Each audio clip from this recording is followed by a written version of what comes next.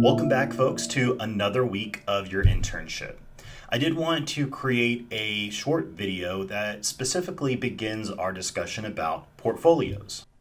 Before we hop into discussing more about what a portfolio is and how to construct it, and more importantly, how to collect those materials that are going to go in it, I thought it'd be cool to take a look at my portfolio from whenever I was an undergraduate. So here is my creative portfolio that I created during my undergraduate career and continue to add on to, continue to pull some older pieces out and put some newer pieces in, and actually took this along with me whenever I was interviewing for a PhD program here at the University of Florida and at Texas Tech University. So some of the things in here, this is a physical portfolio, so anything that I designed went in here. So here is a flyer that I created. Created this at Texas Tech University during my PhD program. And then some things that are digital, I was able to do some screenshots. So this was a website that I created for one of my classes during my undergraduate career. Created some advertisements. So this was an advertisement that I created. And as you can kind of continue to go through here, you're going to see some screenshots of digital things, some websites I created, some pictures that I took to kind of showcase my photography skills. A lot of posters that I created and flyers, more websites. Even kind of getting into some more tangible or physical things, even have an example of a meat sales catalog that I created whenever I was working on my master's at Angelo State University. And so if somebody wanted to, I don't know, an employer or whoever wanted to kind of see what my skills are for layout design, they could take this out. They could see all the things that I did and contributed to this. So this is, like I said, a physical version of what a portfolio would look like. And obviously this was done a few years ago. And so now we've definitely moved on to more of a digital platform. But if you did want to do a physical one, I would suggest you think about the content that you've created. And so if you've done a lot of physical things, for example, here is a label for a barbecue rub. So this was something I created and went on a glass jar that had the seasoning in it, or a sticker that I made. Those are very tangible things. Same thing with this catalog. So this form is actually perforated, and so there's kind of a physical thing about this that wouldn't be presented in a digital form, right? And so if you want to show some of that functionality, then you would want maybe a physical. Same thing with like a brochure if you wanted to showcase physical things. Photography can be done through a digital platform very easily. Same thing with social media posts. That can all be done pretty easily through a digital medium. But some things, like this door hanger, for example, if you want to show that it's a door hanger, it'd probably be best for a physical portfolio. So that's pretty much it for the portfolio. Just going to show you an example of a physical one. And kind of show the importance of having one, especially when you're looking back at some of the things that you've done, some of the skills that you've improved on. I like to look at this now and then to kind of show how far that I've come in some of my design and photography capabilities. And so we're really going to be focusing in on one component, and that's building your internship portfolio. And this all starts with collecting and curating materials that matter. So the idea is that at the end of the session, you'll be able to understand what a portfolio is and why we would want you to create one as part of this internship credit. Also would hope that you'd be able to identify the different types of materials to collect during your internship. And more importantly, think about some strategies for organizing and presenting your work to potential employers. So let's get into it. And I do want to kind of separate what is required for this course, for this internship credit, and what a portfolio would look like in your professional life. So kind of keep that in mind, that these two things can be kind of separate. There's going to be so many crossovers, but what you do in this class for the assignment, this portfolio, could end here.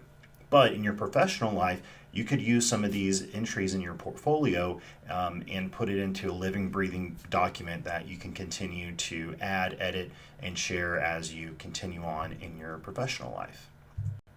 So for the assignment, kind of the purpose of a portfolio is going to be a professional record of what you did in terms of work during your internship. So that could include articles, news releases, photos that you've taken, videos you've created. It could even be things like brochures and graphics. If you're doing something that's more educational or leadership leaning, any educational materials or reports that you could put together. So for each item, what I would like for you to do is describe the specific contribution. So if you're working on a larger project, what specifically did you play a role in doing? Was that planning? Was that writing, designing? Was that implementing? So just kind of keep that in mind. And then we also have an opportunity for you to do things that maybe aren't tangible, so some intangible work.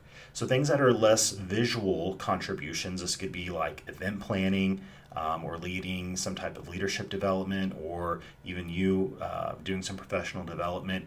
This is really where kind of a detailed narrative is probably going to be required. We can also talk about presentation. So portfolio can be written, it can be edited, you can package it professionally, it can be online, it can be physical. But really what we're wanting to do when we talk about the presentation of it is reflect on your best work. And I want you to kind of show off to me as a professor what you did. Format can be physical, it can be digital, and we'll kind of discuss that later on in some subsequent weeks. But so portfolios, just a heads up, are typically kept with us for like a year here within the department. And if you do decide to do a physical one, maybe make 2 copies, and we'll be able to get one of those back to you. So a creative portfolio kind of outside of this class is really a powerful tool for showcasing your skills, the style that you have, the thought processes that you go through. It's really a great way to kind of show you off, essentially. So it allows you to visually demonstrate what you're capable of, and it makes it far more impactful than just listing something on a resume. This is where you get to physically show things that represent your capabilities. So it doesn't matter if you're applying for a job or maybe pitching to a client or building your personal brand. A really good portfolio will help set you apart and tells your professional story. One thing that I always try to stress to students when it comes to personal brand management is to think about what differentiates yourself from everybody else. What is that one niche that you can be an expert in and market yourself as that? And a portfolio is one way to kind of help discover what that may be and then share and market yourself. It's also another way that you can kind of track your growth. One thing that I like to do is look at my portfolio and look at some of the older pieces that I created earlier on in my career and kind of reflect at how much I've grown. Or maybe look back at some skills that maybe I really was good at 6-7 years ago, and maybe that I have kind of let go, and give me some motivation to really want to hone those skills again. So in terms of reflection, it can be a really powerful tool. So now let's talk about collecting materials. So how do we curate these pieces that matter, that are going to be included in your portfolio? So some communication samples, some examples could be press releases, newsletters, blog posts, social media campaigns, even analytics reports would be good. If you created videos, podcasts, photography, these are things that we would consider kind of traditional pieces that we would put in a portfolio. But everyone in here is a ag communication and leadership major, and so that also includes a lot of leadership components. So maybe some things that are intangible. So if you're working on projects, maybe a project plan, maybe a lesson plan, things like learning objectives that you created, or outline for what's going to be discussed at a meeting. Maybe you're coordinating events, and so you have some documents that you used in planning and implementing the event. Those could be things you could include.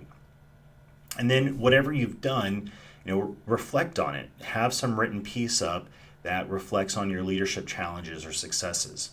And I think another really important component would be feedback from supervisors or team members. What made this successful? How does this leadership artifact build into the bigger picture of you developing and practicing skills that you've learned through your leadership courses? There's also an opportunity for visual and design work, infographics, brochures, flyers, website, branding contributions. Another thing that maybe some folks don't think about putting into a portfolio because they didn't necessarily create it is professional development. So maybe you had some type of certificate, maybe you went through some trainings, maybe there's some workshops that you attended, and so you could include notes from the conferences, webinar, journals, reflection logs. So that list, is going to be pretty fluid, but think about what maybe there was something structured that you attended, and include that. So here's some tips. Don't wait until the end of your internship to start thinking about this stuff. So start early. Start collecting things as early as you can. Another thing that you might want to think about is ask for permission. So some of the things that you're doing may not be super sensitive. They may not be super formal. But there are other things that maybe you're working in a larger group with other professionals. And the stuff may be proprietary, maybe sensitive content that's only shared with a number of people. So be sure that you just check with your supervisor, ask if it's okay if you include this in your portfolio, one, for this course, for credit, that will only be shared with me. And you might want to ask, is this something that I could include in my professional portfolio, something that you would share with others? And then you want to be sure you keep a weekly log. And one of the great things about this course and taking credit for during your internship is that you already keep a weekly log. There's going to be opportunities for you every week to share your goals and what you've accomplished. And when we hit week 3, so this week, you're also going to be including some reflection questions. So this is going to be a great opportunity for you to keep a weekly log and kind of look back when we get to the end of the semester and think, what do I need to include? What are some pieces that I've already collected that I want to include in my portfolio? And this is this next point, just file management, right? Be sure that everything is somewhere that is accessible and safe. So if you're saving everything on a work computer and then the last day you depart the organization, your internship has ended, you may not have access to that computer anymore. And so if you saved it on the computer, it's lost to you. So be sure that you're using a personal Google Drive, OneDrive, Dropbox, whatever it is, so that you have access to it. And then you might want to think about saving the originals and the final versions. This is another way that you can kind of show some growth and progress of your skills. So you also want to think about the reflection. And so everything that you include in a portfolio should have some type of a written piece to it. And so work on a short write-up to accompany each portfolio piece. You can provide context. You can talk about the role that you played in the contribution, maybe what you learned, what you would do differently. And then one piece that I stress to a lot of folks is that you want to include metrics or success stories. Sometimes it's easier for people to latch on to a number. So I increased engagement on our Instagram account by 30% during the 8 weeks that I was in charge of the account, or created a post that garnered 30% more likes and interactions than previous posts. So those numbers are something that's easy for people to understand. So that's kind of it for collecting materials that matter for your portfolio. If you have questions, please don't hesitate to reach out to me. There's my contact information. So review this a couple of times if you need to throughout the semester, just to be sure that you're collecting everything you need to.